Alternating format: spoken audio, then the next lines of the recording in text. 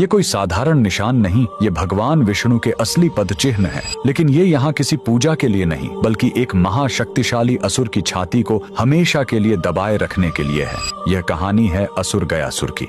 लेकिन रुकिए, वह कोई पापी या दुष्ट राक्षस नहीं, बल्कि भगवान विष्णु का इतना बड़ा भक्त था कि उसने कठोर तपस्या करके भगवान ब्रह्मा से वरदान पा लिया। वरदान था, जो भी मुझे देख लेगा या छू लेगा उसे सीधे मोक्ष मिल जाएगा। यह वरदान इतना शक्तिशाली था कि हर पापी भी सीधे मोक्ष पाने लगा। स्वर्ग नर्क खाली हो गए और यमराज का काम ही बंद हो गया। जब प्रकृति का संतुलन बिगड़ा तो देवताओं ने एक दिव्य छल किया। उन्होंने गयासुर से उसकी पवित्र देह पर यज्ञ करने की अनुमति मांगी। जैसे ही गयासुर लेटा, वह हिलने लगा। तब ब्रह्मा जी ने मृत्यु के देवता यमराज को आदेश दिया कि वो अपने लोक से एक विशाल धर्मशिला लेकर आएं और गयासुर की देह पर रख दें।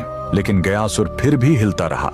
तब उसे स्थिर करने के लिए स्वयं भगवान विष्णु ने उस विशाल धर्मशिला पर अपना दाहिना पैर रख दिया, जो हमेशा के लिए अंकित हो गया। भगवान के स्पर्श से गयासुर खुश था। उसने मृत्यु से पहले भगवान विष्णु से वरदान मांगा, मेरी यह देह दुनिया का सबसे बड़ा तीर्थ बने, और जो यहाँ अपने पितरों का पिंड दान करेगा उन्हें सीधे मोक्ष मिलेगा। और भगवान के आशीर्वाद से गयासुर का वही शरीर आज बिहार का पवित्र गया शहर है, और जिस स्थान पर विष्णु ने पैर रखा था वहीं पर बना है यह प्रसिद्ध विष्णुपद मंदिर। लेकिन रुकिए, इसी मंदिर के बगल में इस फल्गु नदी में कभी पानी नहीं दिखेगा। क्यों?